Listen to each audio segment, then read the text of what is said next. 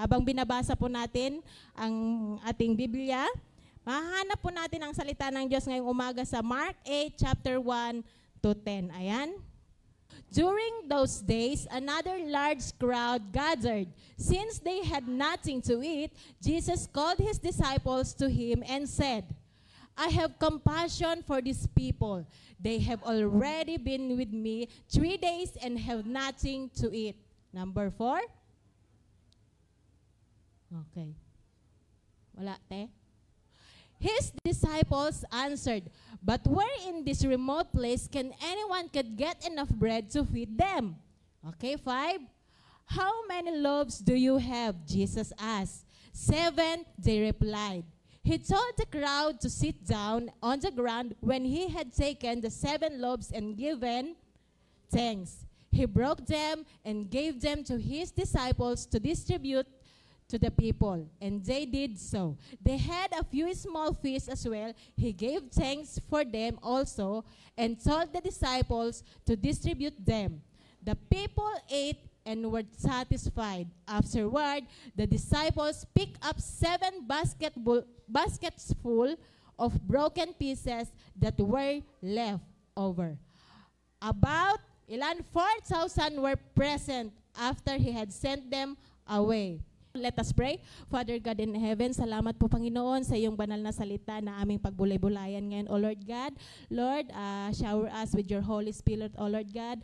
Help us, O Lord God, na maintindihan namin ng mabuti ang iyong salita ngayon, Panginoon. Tulungan mo rin po ang iyong lingkod, Panginoon, na manatili lamang sa iyong salita, O Lord God. I cast out any bad words, Panginoon, na magmumula sa aking labi, Panginoon. Tanging ang kabutihan mo, pagpapala at karangalan lamang ang mamumutawi para sa iyo sa aking bibig, Panginoon. Kaya Ama, gabayan mo ako, Panginoon. I rely in you.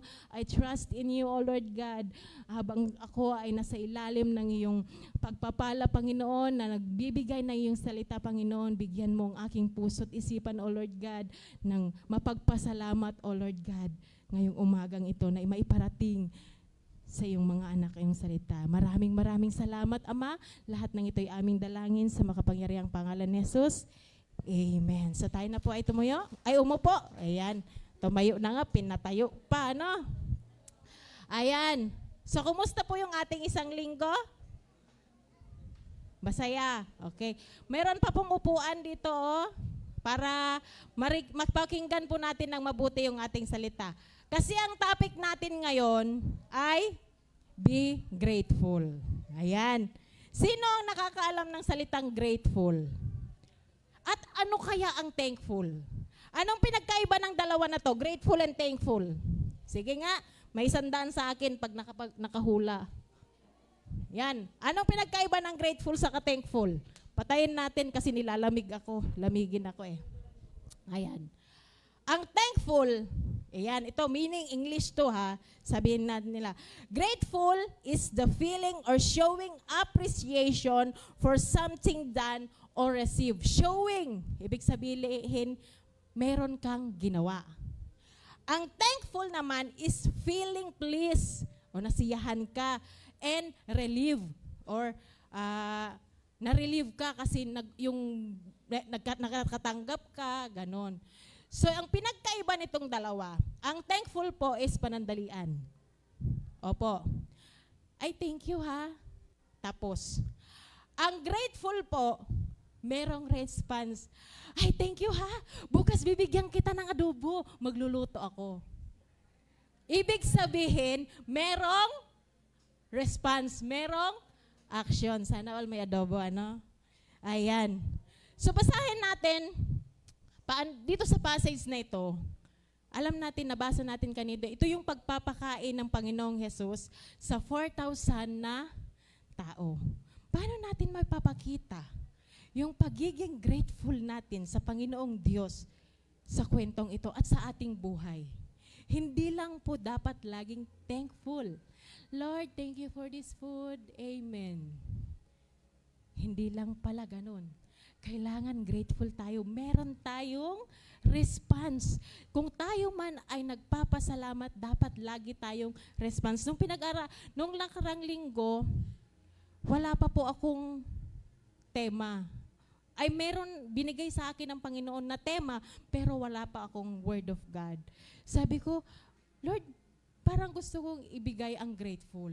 Pero hindi ko pa alam ang pinagkaiba ng grateful sa thankful. Lately ko lang siya nalaman. Sabi ko, thankful, grateful. Tapos naalala ko, give thanks with a grateful heart. Give thanks na nga, grateful pa. O yan, malalaman natin yan. Paano nga ba natin maipapakita na tayo ay grateful pag tayo ay nakakatanggap? Number 1, basahin mo natin sa chapter 1. During those days, another large crowd gathered. Since they had nothing to eat, Jesus called his disciple to him and said, dito, makikita natin, merong problema. Tama? Wala bang problema dyan? Meron. Meron. Ang laki large na crowd pa, gathered pa. Minsan ang problema natin ganun. Malaki na nga. Large na nga. Marami pa. Sama-sama pa. Nararanasan ko yan. Pero ito, hindi lang daw dapat tayo nagte-thankful. Dapat, we should be grateful. Kasi kung nag-thank you, Lord, salamat may problema ako. And that's it. What will the response of his children? Ano yung response ninyo? The number 1 key here is, since they had nothing to eat, yun ang problema, madalas yan sa atin. Jesus called his disciple to him and said, ano daw? Called. The response here, the way na ipakita natin that we are grateful to God is to listen. Listen. Sabihin mo yung kasakatabi mo, listen. Makinig ka sa Panginoong Diyos. We are chosen one. Pinili tayo, tinawag tayo para maging kabahagi sa solusyon sa kahit anong problema. Mapapamilya man yan, sa church man yan, sa school man yan, sa trabaho man yan, sa community man yan, isa ka sa magiging solusyon dahil ikaw ay disipulo ng Panginoon. Disipulo ba tayo ng Panginoon? Amen. Once you receive Jesus, you are a disciple of God already. Ito isa ka sa solusyon. Kaya dapat wag tayong mission. Opo. Sabi nga, sa Mark, sana kayo? Sa John chapter 10 verse 22, sabi niya, my sheep listen to my voice, and I know them, and they follow me. Sabi nga pa nga, sa 2 Corinthians chapter 7, verse 14, if my people who are called by my name, tinawag, mga aking mga anak na tinawag ko, will humble themselves and pray and seek my face and turn from their wicked ways, then I will hear from heaven and I will forgive their sins and will heal their land.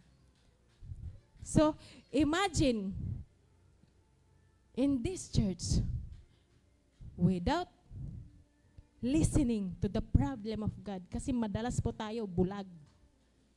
Opo? Sino po dito bulag? Nakikita yung hugasin, pero bulag. Tama? Nakikita yung kalat, pero bingi. Nak, hugas ka, nak. Ang anak ng Diyos, nakikinig. Pag tinatawag ng Diyos, nakikinig. Pag inutusan ng Diyos, nakikinig. Bilang pasasalamat mo. Hindi lang dapat natin sinasabi, Lord, thank you for all the circumstances that I have faced. Thank you, Lord, thank you. And now, it's time for you to listen to me, anak. Ano ang problema? Hindi mo minsan nakikita ang problema, pero merong problema. Sa Israel ngayon, may problema. At ikaw ay isa sa solusyon. Sa trabaho mo, maraming problema. Isa ka sa solusyon. Huwag tayong lumayo sa pamamahay natin, may problema. Tama? May problema ba sa bahay? Perfect naman ang family niyo, walang problema.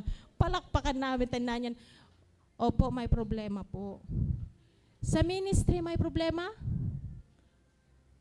Walang church na walang problema. Kahit saan kayong pumuntang church, dito pa lang kasama nga nila si Jesus. May problema. Kasama nila ang Panginoong Jesus, may problema. Ngayon, maghahanap kayo ng perfect na church? Sige nga, saan kayo makakakita? Dito pa lang, oh. Sa chapter 1, sa Mark 8 chapter 1, may malaking problema. Nagsama-sama pa. Oh, 'di ba minsan sa church natin may malaki tayong problema. Nagsama-sama pa. Ganon din sa atin. The first response is to listen to the word of God. How can we listen the word of God? How can we listen to the instruction of God? This is the key. Reading the word of God. Chapter 2, Ate Jess. Okay. Dahil tayo ay tinawag, dahil tayo ay may access kay Lord, tayo ang nakakakita kung ano ang kalooban ng Panginoon. Tayo ang number 1 na nakakaramdam, nakakatamasa. Basahin natin, I have compassion for these people. They have already with me 3 days and have nothing to eat. Hindi pa, imagine mo, 3 araw na silang nagsasama. Yung mga disipulo na to, hindi nakita yung problema, no? Sometimes, ganyan tayo. Nagsasama-sama tayo, hindi natin nakikita yung problema. Pero si Lord, kahit anong problema, hindi pa yan sinasabi, naaawa na si Lord sa atin. Ayan o, compassion. Kaya ang mga anak ng Diyos, sabi nila, nagugutuman. Hindi ka pa nagsasalita, naaawa na sa'yo si Lord. Ang mahirap sa atin, isang meal lang tayo nag-skip, puro na tayo reklamo. Believe ako dito sa mga sumunod dito kay sa Panginoong Hesus. Sinusundan siya na kumakalamang iksikmura para lang makarinig ng salita ng Diyos. And yet, tayo na dapat nakakarinig, nakakaalam sa kung ano ang kalooban at damdamin ng Panginoon. Minsan tayo ay hindi nakakakita sa kabutihan ng Panginoon. Pero itong mga tao nito, itong 4,000 na tao nito at higit pa, grabe. Nakita ko yung eagerness nila na makasama ang Panginoon. Na kahit sa kabila ng pagsubok, sa kabila ng kawalan, nandun sila. Na dapat tayo sa atin dapat nagre-reflect. Alam niyo kung bakit walang reklamo yung mga disipulo ni Lord? Busog sila. Kaya yung mga malapit kay Lord, na talagang workers ni Lord, hindi nagugutom. Bakit ko nasabi? Katawan natin, no? Nauna na andyan. Hindi po. Before po ito pakainin ng 4,000 na ito, meron pang nauna, 5,000. Nangolekta sila nung matapos silang kumain, nangolekta sila ng 12 loaves. Nakakolekta sila. Mali, yung grammar, Tagalog na nga. At yung 12 loaves na yon, dala-dila nila hanggang dyan. Kaya sila busog. Kaya dapat ang mga anak ng Diyos hindi nag-aalala. Yung iba nga, nabaguhan lang. Naawa si Lord. Sa kanyang mga anak na masunurin kay Lord, nakasecured na yan. May plano na yan. Kaya dapat, listen. Listen is the key. Number 2 is ask and seek His will by prayers. Chapter 3, Ate Jess. Sabi ni Lord, if I send them home hungry, they will collapse on the way. because some of them have come a long distance. Grabe si Lord dito, no? Dito niya pinapakita na hindi kailanman niya tayo pinabayaan. At, teka lang, kanina, hindi niya man lang tayo pinabayaan, hindi niya tayo kailanman iiwan. Makikita natin sa verse na ito, sabi niya, kung papaalisin ko sila na gutom, magko-collapse sila. Dahil yung iba dyan, malayo pa ang pinanggalingan. Kaya pag nagtatrabaho tayo sa Panginoon, hindi tayo papabayaan ng Panginoon na mag-collapse.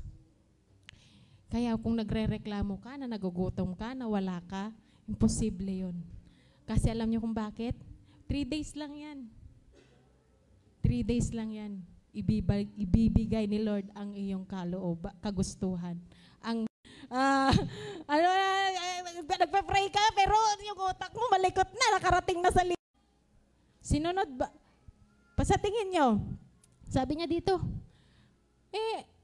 wala namang pagkain dito makuhanan, nandito tayo sa lublib na lugar. Ganon tayo minsan. Wala nang ibang solusyon. Andito na ako sa kailaliman ng mundo na hindi ko alam kung paano gumalaw, paano kumilos. Wala nang choice kundi gawin ang mali.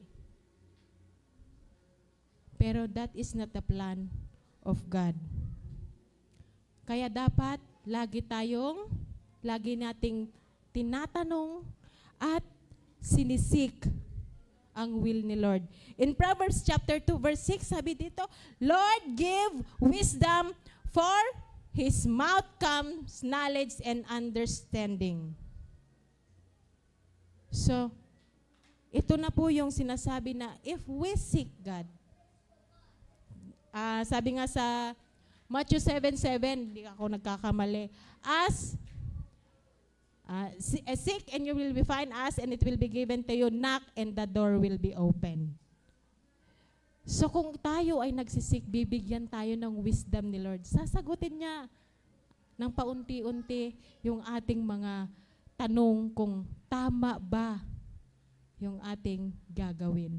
Kasi madalas po sa ating mga paggawa ng mga desisyon sa buhay, palpak po tayo. Kasi tao tayo eh. Madalas po tayo palpak. Buti na lang mayroon tayong Lord na kahit napapaltakpak tayo, sige ayusin ko na naman natabingin na naman tong paso. Balik ko na naman. Palpak na naman. Pero ang kagandahan dito, nakinig yung mga anak ng Diyos. Sabi dito, cast all your anxieties, 1 Peter chapter 5 verse 7, anxieties and unto Him, and because He cares for you. Huwag po tayong mahihiya kung meron po tayong mga problema, kung meron po tayong dinadala na sobrang tagal na hindi natin mabitaw-bitawan, kung meron tayong problema na kailangang solusyonan, huwag po tayong mahihiya kasi may pakialam siya sa'yo. Mahal ka niya. Hindi po pa nga sinasabi, alam na niya yung problema mo. So kailangan, bilang pasasalamat natin sa Panginoon, kailangan natin makinig sa Kanya. Kailangan natin magtanong at hanapin yung Kanyang kasagutan. Kasi kung kasagutan natin, anong gagawin nung ano? Anong sabi nung disipulo? Pauwiin na lang natin sila. Saan tayo kukuha ng pagkain? 4,000. Ilang taon, kalahating taon na yung pinagpaguran ng isang tao. Yung sahod ng isang tao, kalahating taon. Papakain mo dyan sa 4,000? Kung tayo yun, baka ganun tayo. Madalas po tayo niyan. Pag may handaan, biliteral tayo, wala pang pera, nangangublema, magkasya kaya to. Opo, proven and tested ko yan dito po sa church natin. Na pero meron tayong mga handaan, lagi tayong nag-aalala, baka kulang. Pero glory to God. Nitong nakaraang anniversary namin, grabe yung pag-aalala natin. Baka kulang, pero tignan mo, may 2,000 pang sobra. Minsan, palakpakan natin ng Panginoon. Yung pagkain, sobrang-sobra pa. Kinain pa ng gabi, may agahan pa. O, di ba? Minsan, pinapagod lang natin yung sa ating sarili sa pag-aalala. Sa totoo lang po, hindi natin inaantay yung instruction ng ating Panginoon. So number 2 na tayo. Ayan, kadalawa na ako. Una, kailangan natin magpasalamat na may action sa pamamagitan ng ating mga problema. Pangalawa, being grateful for the little things in our life. Magpasalamat tayo sa mga maliliit na bagay sa ating buhay. Ha? Maliit lang naman yan na bagay. Ultimo yung alikabok, pasalamatan natin yan. Uy, napasalamatan nyo yung alikabok? Malaking bagay yan. Bakit? Sinong nakakalam bakit napakahalaga ng alikabok? Diyan kagawa. Diyan kayo ginawa. Tama ako hindi? Galing tayo sa lubok. Galing tayo sa pinag-fornorm yan ni Lord. Kaya sa mga maliliit na bagay, pasalamatan natin. At ito, verse 5. Please read, Ate Jessa, verse 5. Tinanong ng Panginoong Jesus, how many loaves do you have? Jesus asked, ilan daw? 7, they replied. Out of 4,000 na tao, lalaki lang po yun ha, for the information, lalaki lang po yun, hindi pa po kasama ang babae at bata. Out of 4,000 na tao, 7 lang yung tinapay. Kailangan daw natin i-appreciate niyan, sabi dito. Kasi dapat, teka lang, Lord, 4,000 man ang kailangan mo, bakit binigyan mo ako ng 7 pesos? Anong magagawa nitong 7 pesos na to? Mansan ganyan tayo. Meron akong kwento. May 2 lalaki. Kailangan nila ng 4,000. Maging ano muna tayo wala to sa Bible, baka hanapin nyo sa Bible to. Yung 2 lalaki na yon, sabi ng Panginoon, maglakad kayo. Sabi niya, ibibigay ko sa inyo. Diretsuhin nyo lang yung daan na to hanggang doon makarating kay dulo. Pag nakita nyo, makikita nyo dyan yung sagot ng 4,000 nyo. Yung isang lalaki, unang hakbang, nakakita siya ng 5 pesos. Yes, may 5 pesos na ako. Yung isa naman, kita siya, 5 pesos. Lord, ano ba to? Ano magagawa nito sa 4,000? Hindi to ang kailangan ko. Gusto ko 4,000. Agad-agad ngayon na. Alam mo ang sagot ni Lord? Anak naman, nalaglag lang yan. Kawawa naman yung tao kung makakalaglag ng 4,000. Unti-unti lang ba natin? Ilang tao yung 4,000?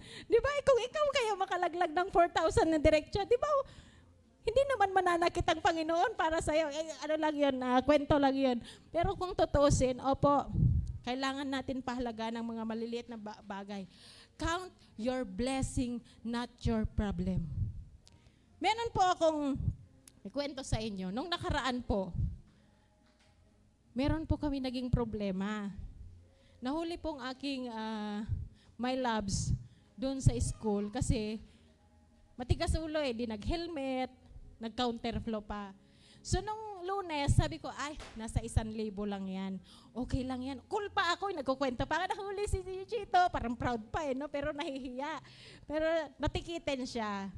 Ngayon, pagdating nung bayaran namin, nag-inquire na kami. Ha? 3,500?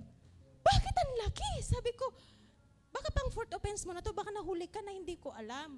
Sabi ko sa kanya, hindi pa ako nahuli. Bakit naman 4,500? 1,500 ang helmet, 2,000 ang counterflow. Alam ko 300 lang ang helmet. Sabi ko, labas ako kay Ninong. Ninong, bakit basta hindi ako mapakali, basta kung saan ako nakarating. Kasi hindi ako makapaniwala na ganun kalaki yung babayaran namin. Kasi nabigla ako. Kasi ang ina-expect ko, hindi aabot ng 1,000 or 1,500, 2,000. Pero yung 3,500, hindi na ganun. Sabi ko, problemado talaga ako. Kay bakit ganun kalaki? Nakita ko pala, may bagong ordinansa ang Quezon City. Ang nangyari, nung October 25 lang, sinabi na magtataas na yung pagmahuli. So sabi ko, hindi na ako pupunta ng City Hall. Sabi ko pa naman, magre-reklamo ko sa City Hall, bakit ganun kalaki? Sabi ko sa asawa ko, nung nakahiga kami, sabi sa pinag-aaralan ko pa, pagsalamatan natin ang mga maliliit na bagay. Hindi dapat tayo nakapokus sa malalaking bagay. Grabing pasasalamat ko. Sabi ko, pag nagkukwento ako, salamat pa rin kasi marami kaming bagay na hindi binabayaran monthly. Yung motor namin, hindi kami nagbabayad monthly. Thank God. Kasi isipin na lang natin, nagbayad tayo ngayon ng monthly sa motor. Marami kaming bagay na hindi binabayaran monthly, na ang iba nagbabayad monthly, 3,500, 4,000. So sabi ko sa ate ko, sana all hindi nagbabayad, sabi ng ate ko. So binilang lang namin yung mga blessing ng Panginoon that day. At lumuwag yung loob namin. On that day, binayaran namin. Para matapos na yan, bayaran natin. Binayaran namin habang nakahiga kami, pero nag-uusap kami ng asawa ko sa lahat ng mga blessing na natanggap namin. Nagpapasalamat kami, kinalkal namin yung mga ipon namin, kinalkal namin yung mga pagpapala ni Lord. Kasi sabi ko, ang sakit naman 3,500, nagtipid nga tayo, kaya pero yung araw na yan, na-relieve yung problema. Nawalan kami ng problema. Kasi sabi ko, pasalamatan natin, love. Nasaktan lang tayo kasi naglabas tayo ng 3,500. Pero meron naman tayong pambayad. Pasalamat tayo. Bayaran na natin yan ngayon. Sabi ko sa kanya. Grabe. Sabi nga dito, Ephesians 5, chapter 20. Always giving thanks to God, the Father, for everything. Sa lahat. Lagi kayong magpasalamat sa Diyos, Ama, sa lahat ng bagay bilang pananampalataya sa ating Panginoong Jesus. Ano sabi? Lahat ng bagay. Sabi ko nga sa inyo, ultimo alikabok, pasalamatan nyo yan kasi nagbula kayo dyan. Kahit 5 piraso lang yan, that is, kahit 5 piso lang yan at ang bill mo ay 10,000, pasalamatan mo yan kasi maganda ng simula yan. Ibig sabihin ka, meron ka nang sisimulan. Kunti na lang ang kulang mo. It is about positive, not negative. Kulang na lang. Yun dapat ang lagi natin isipin. Kasi si Lord, 5 lang. Okay na yan. Okay na. Ilan yan, anak? 5 lang po na tinapay. Tapos may mga maliliit. Maliliit pa talaga ang sinabi. Pwede namang isda. Kaya para mag-isip tayo, malalaki siguro yung isda. Ay, mga makakasindakin ng balyena. Pero sinabi talaga precise na sinabi, maliliit. So, ibig sabihin, mula sa maliit, kaya yan palakihin ng Panginoon sa pamamagitan ng ating pananampalataya. Palakpakan natin ang Panginoon. Sabi sa Matthew 13:31, tingnan nyo ha? The kingdom of heaven is like a mustard seed, which a man took and planted in his field. Next. Though it is the smallest of all seed, yet when it grows, it is the largest of garden plants and become a tree, so that the bird come and perch in its branches. Grabe, no? Kahit napakamaliit, huwag niyong ini-small ang mga blessing ni Lord na paunti-unti. Kaya huwag niyong maliitin yung sarili niyo kung ganyan lang tayo. Pero wag naman kayo, yung sabi nga nila na, maliit ka na nga, patuloy ka pa rin maliit, mag-move forward naman, hakbang. Kasi dito may growing. Sa ating mga ministry, maliit lang Sabi niya, pahalagaan ko yung maliit na binigay ni Lord sa akin. So, pahalagahan mo na lang, hanggang doon ka na lang din sa maliit. Hanggang dito na lang ako, Lord, kasi sabi mo, pahalagahan ko yung maliit. O maliit ka na lang din. Pero nang sabi ni Lord, merong growing. So, paano mag-grow? Paano mag-grow? Magpadilig tayo sa Panginoon. Amen? Wala yun sa ko So, isa pa, Matthew 17 verse 20. If you have faith like a grain mustard seed, you can do nothing. Saan na tayo? Wala dito Mustard seed. You can say that this mountain move from here to there and it will move. Nothing will be impossible for you. So pag may pananampalataya natin sa Panginoon, kahit na pinakamahirap, kahit sa tingin natin napakaliit ang tsansa na masolusyonan, kung meron tayong pananampalataya sa Panginoon, sosolusyonan niya ng Panginoon. Pero huwag kang mag-alala. Huwag kang mag-demand na agad-agad ibibigay sa'yo ni Lord. Mag-antay tayo sa tamang panahon.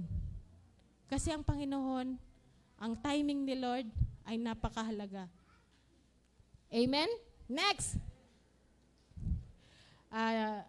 Tatlo na tayo. Pangatlong paraan. Being grateful to God by being responsible and good steward sa kanyang mga gift na binigay sa atin. Ano yung steward? Pamamahala. Responsable. Dapat daw tayong maging responsableng mamamahala. Ano ba mamamahala? Ano bang mangangasiwa? Yan. Ano ba? Ang hirap magtagalog mangangasiwa ng kanyang mga ipinagkaloob sa atin na blessing. Okay? Verse 6, Ate Jess. Yan. Himay-himayin natin. Ayan. He told the crowd to sit down on the ground when he had taken the 7 loaves and gave thanks for them, and also, tama ba yung binabasa ko? And thanks, he broke them and gave them to his disciple to distribute them to the people, and they did so. They had a few small fish as well as he gave thanks to the Lord. Dito nagpasalamat ang Panginoon. It is a response to give thanks kahit napakakunti yung blessing sa atin. Pag tinuturo ko po ito sa aming mga bata, lagi ko lang yung pinapaalala, hindi ko pa dinidig ang deeper meaning nitong verse na to. Kailangan, mga bata, pag nagkumakain tayo, dapat nagpapasalamat tayo, Ginaganyan ko sila. Kasi si Papa Jesus nga, pag nagpe-pray, nagpapasalamat. O tayo pa kaya, nagaling sa Kanya yung blessing. Kailangan mapagpasalamat tayo. Dapat nagpe-pray tayo tuwing kakain. Minsan yun lang ang ginagawa natin. Pero wala tayong action pagdating na pag may natira. Sino nagtatapon ng kanin dito? Opo, napaka-importante po yung mga tira-tira. Kasi alalahanin po ninyo yung tira nung nakaraang pagpakain doon sa 5,000. Yung mga maliliit na bagay na tira, na ipinagkatiwala sa mga tao. Yung bang, di ba tira silang 12 basket? No, chapter 6 yon ng, sana ako?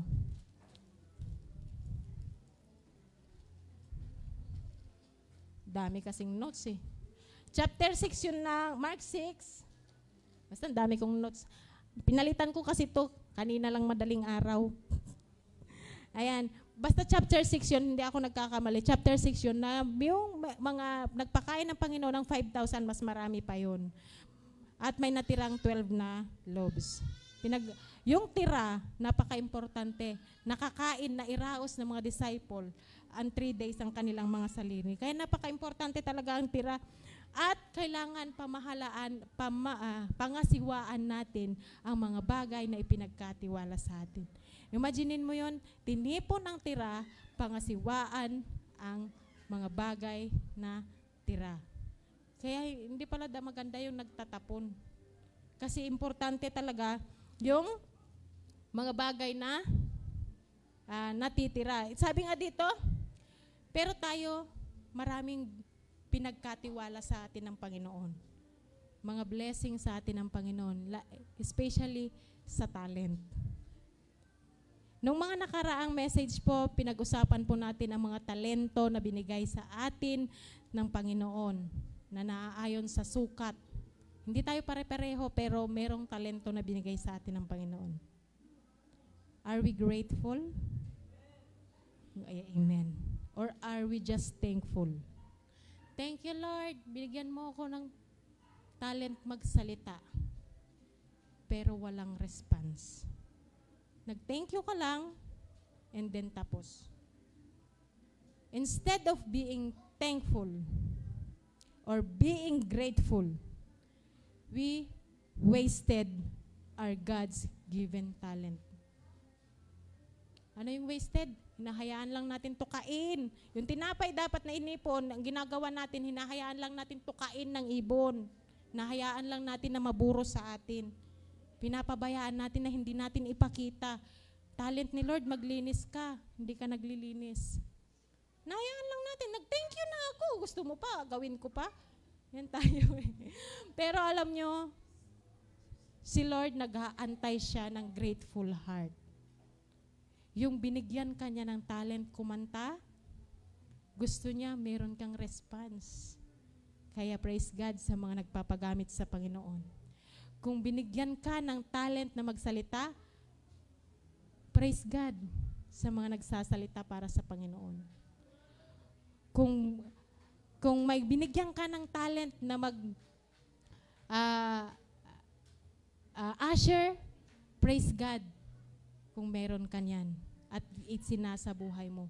Huwag natin sayangin at pangasiwaan natin ng mabuti ang mga talento na ibinigay sa atin ng Panginoon. Why?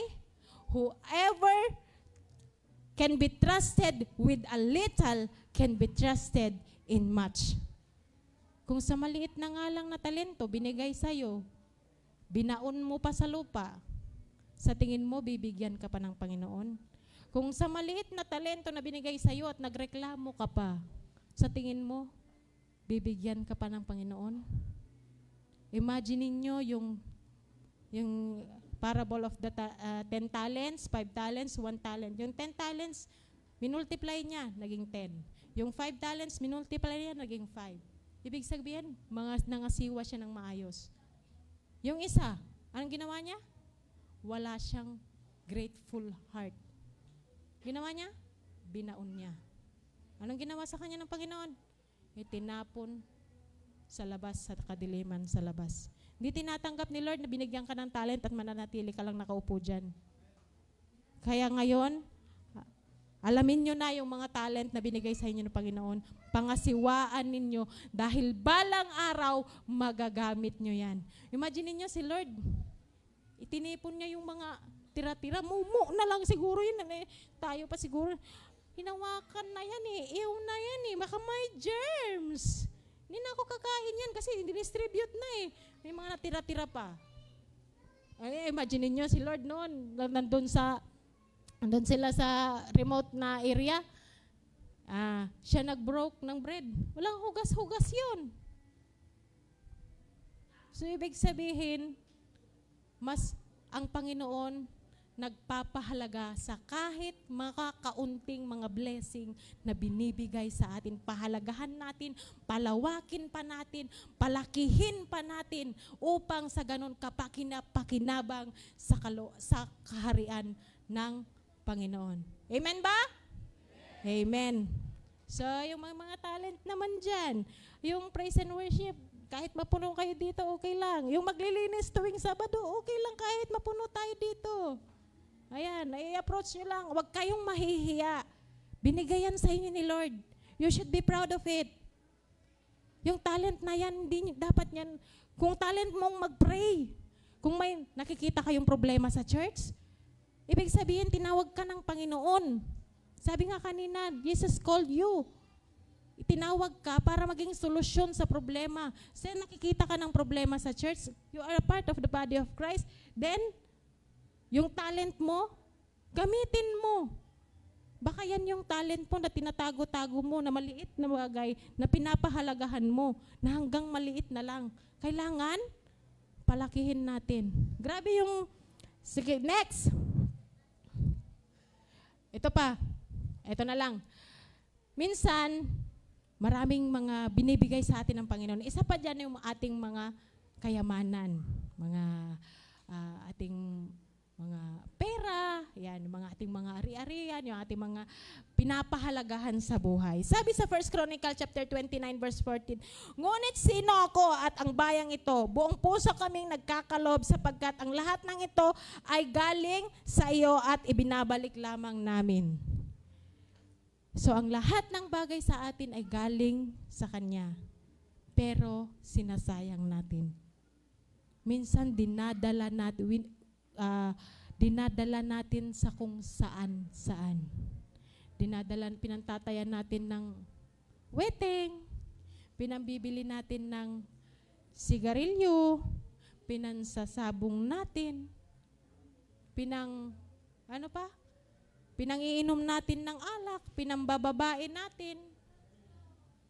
Hala.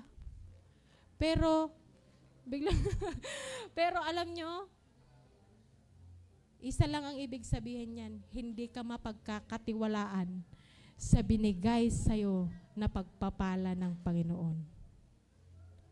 Kaya pala, kahit anong kayod mo, kahit anong gapang mo, kahit gaano mo pagurin ang sarili mo, kapos pa rin. Why? Hindi mo ginagamit ng tama ang binigay sa'yo ng Panginoon. Dinadala mo lang kung saan-saan. Malinaw ang sinabi dito, ang lahat ng ito ay galing sa inyo at ibabalik lamang namin sa iyo. Lahat ng resources natin kailangan for the glory of God. Hindi yung for the glory of yourself and to your barkada.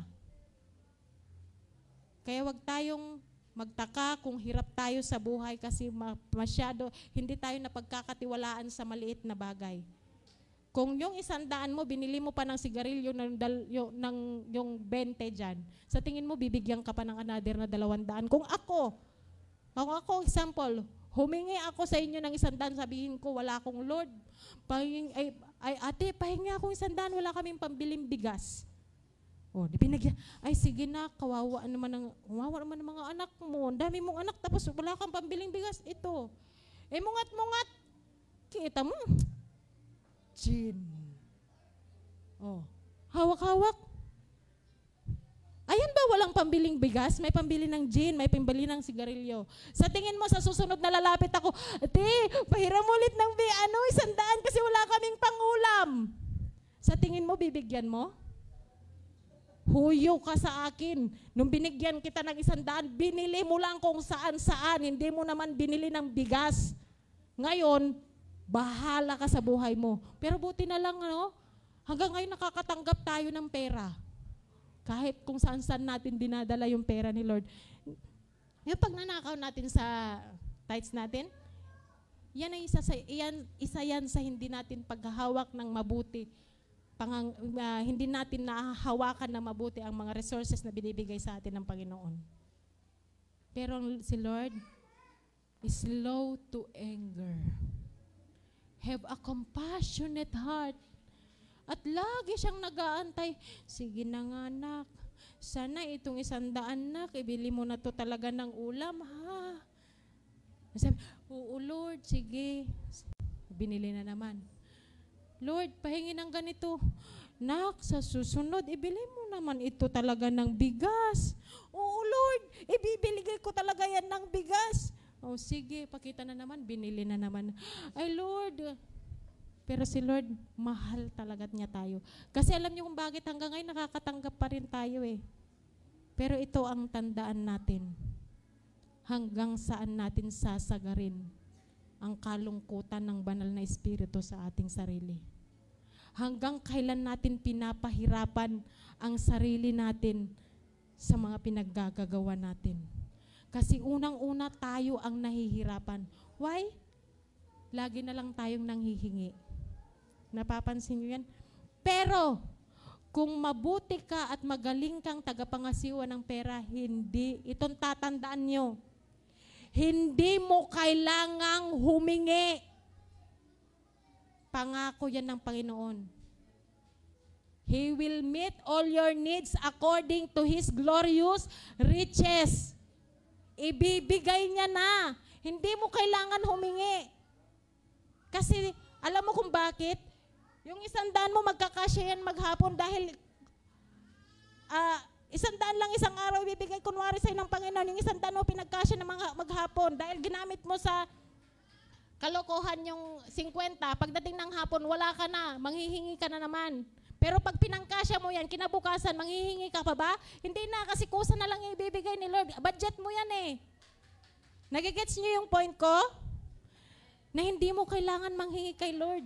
Ibibigay niya yan ng kusa. Nakatalaga na yan sa'yo. Pero kung ginagamit natin sa kalokohan, wala talaga. Ito pa ha. Alam nyo ba na sobrang halaga natin sa Panginoon? Na tayo, dati tayong pira-piraso. Dati tayong nandun sa kadiliman. Dati tayong dati tayong umiiyak. Lahat ng pagdurusa natin, lahat ng sakit natin, alam yan ni Lord.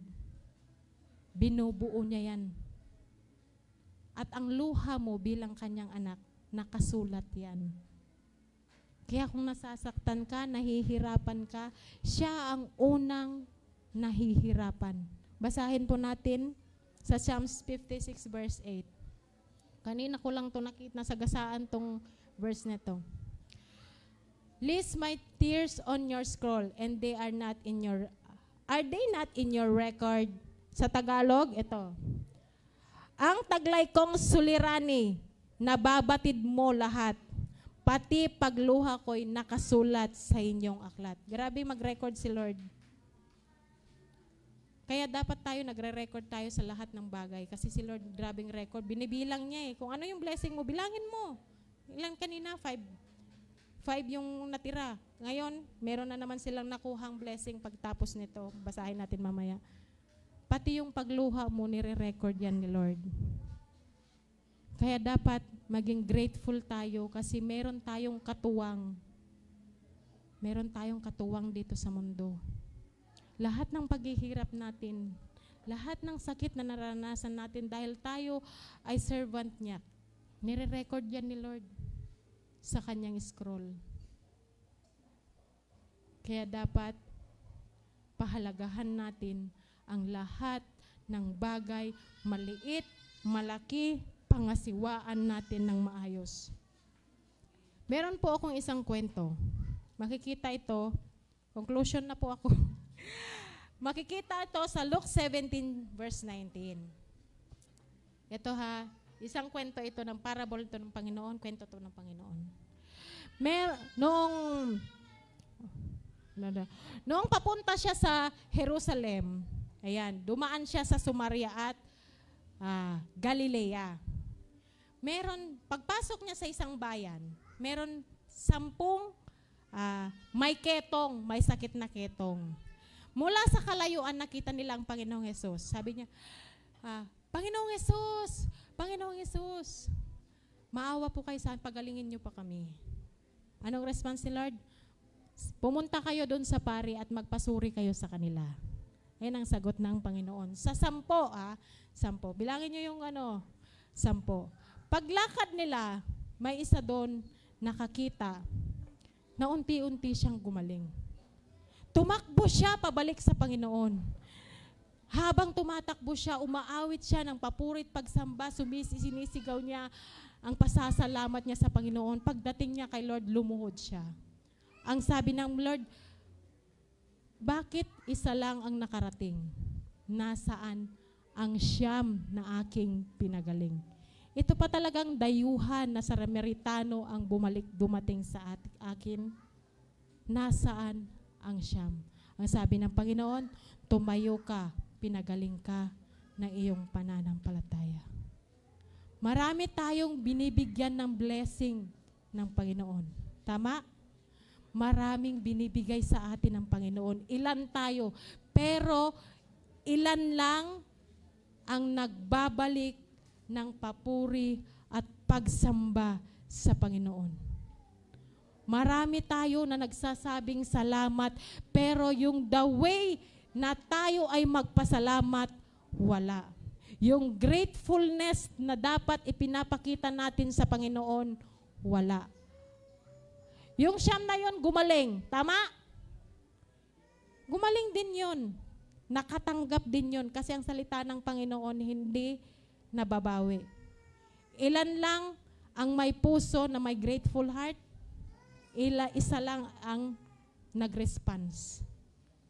So, ibig sabihin, sa lahat ng anak ng Diyos na biniyayaan, nag-aantay si Lord na mag-response ka.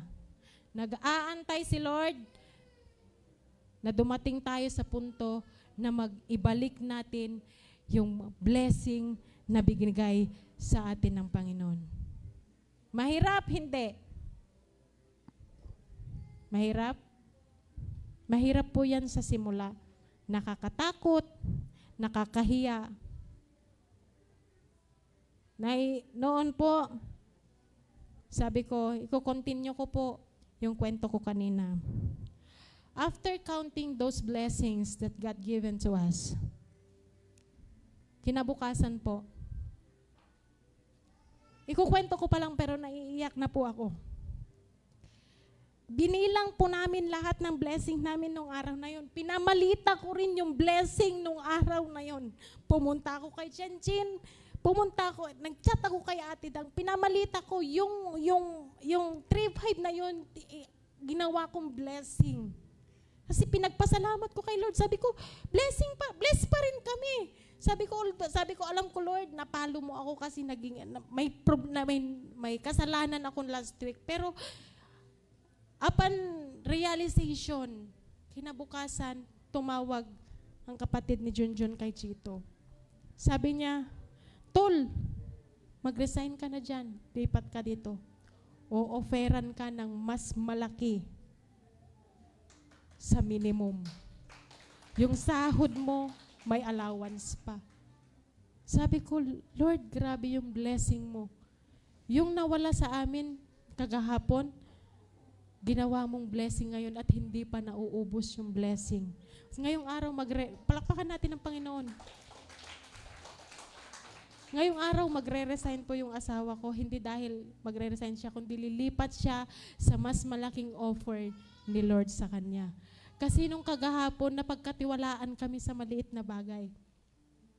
Sabi ko, sa'yo naman to ibibigay ko sa'yo. Okay na rin, at least hindi mo inareglo, sumunod tayo sa batas kasi yun ang gusto ni Lord. At ito pa, nung mga 10:00, tumawag kay Saina, meron daw gift giving sa school. Binigyan ng mga gift pack yung anak ko, pagkain, bag, at higit sa lahat, pera. Nakatanggap kami ng cash mula sa school. Minsan, tinitest tayo ng Panginoon kung karapat-dapat tayo sa malaking blessing. Sabi ko, Lord, every time na magpe-preach ako, kaya pinalitan ko yung ibang kagabi hindi ako makatulog. Sa totoo lang po, wala akong masyadong tulog. Hindi mapalagay yung Holy Spirit sa akin na tapusin yung Word of God. Kasi, natulog ako, sabi ko, nak, magsitulog na tayo, gigising ako ng maaga bukas. Kasi feeling ko kailangan kong palitan. Yung ginawa ko ng 1 linggo, kailangan kong palitan kasi parang feeling ko hindi tama. Sabi ko, Jess, parang papalitan ko yan. Nagsabi na ako kagahapon kay Jessa, parang papalitan ko yung preach ko. Sabi ko. Nagising ako ng 11:00, tumayo ako. 11:00 pa pala. Marami nang umiikot sa isip ko tungkol sa preach.